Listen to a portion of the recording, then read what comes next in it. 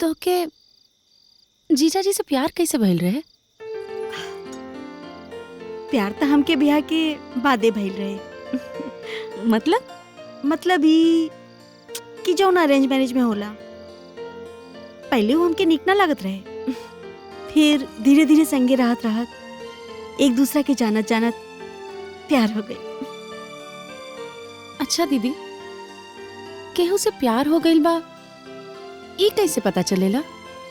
जब केहू बहुत अच्छा लागे मन करे खाली उहे के देखत रहा, वही से बतियावत रहा। जब केहू के संगे रहला पर बहुत खुशी महसूस होखत होके। बाकी तू काहे पूछा तारू? हे पुष्पा, हमार विटामिन की गोली कहाँ बा हो? तू हमार चिंता छोड़ा और जाके जिया जी के विटामिन दे दो, ना तो कमजोरी हो जाए। बदमाश।